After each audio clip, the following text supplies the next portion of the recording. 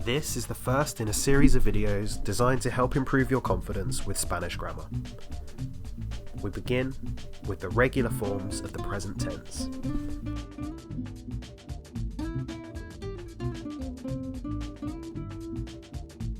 The present tense is the most common tense, and therefore it's the first step to fluency.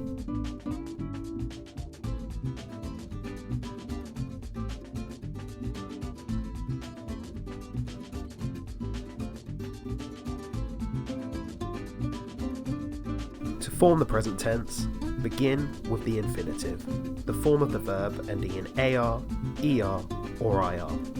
Then saw off the AR, ER or IR ending so you're left with the stem of the verb. Then add the appropriate ending depending on the subject, the person, people, thing or things who perform the verb. Let's begin with AR verbs. AR is the most common verb infinitive ending. On screen are some of the most common regular AR verbs.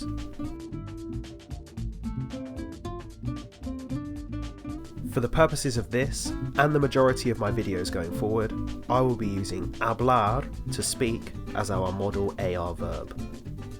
Following the previous steps, I remove the ending and refer to the table of endings on screen to find the appropriate ending. It might be worth pausing the video and making a note of these endings when they appear.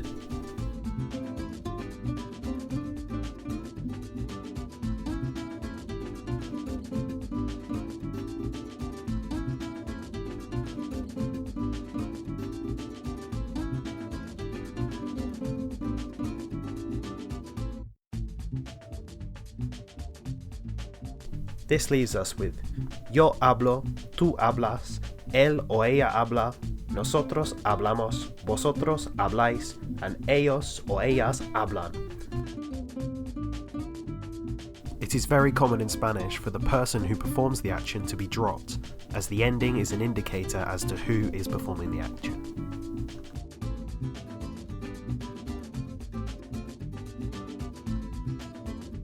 Now is the perfect time for you to like the video, subscribe, and if you'd like, leave a comment below with any suggestions for future videos. Any help that you need in Spanish, I will try my best to offer. So we've now seen how to form AR verbs.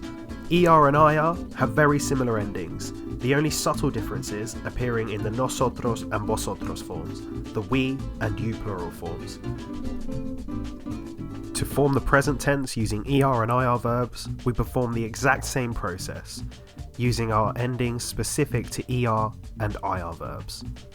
Using the same process with the new endings for the verb comer, to eat, we get como, comes, come, comemos, coméis, comen. Doing the same process for the IR verb vivir, to live, we get vivo, vives, vive, vivimos, vivís, vive.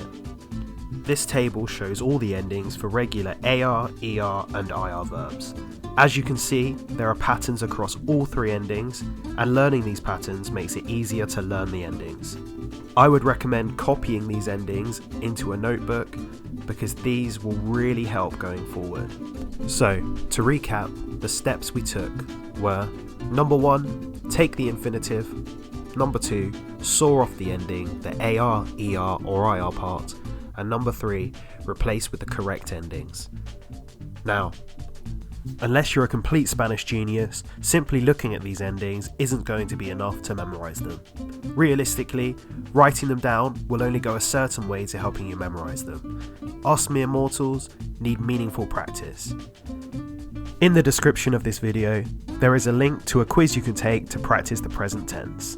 The more you practice the present tense and the more you put yourself under a little bit of pressure, the more these endings will move from your short-term memory to your long-term memory.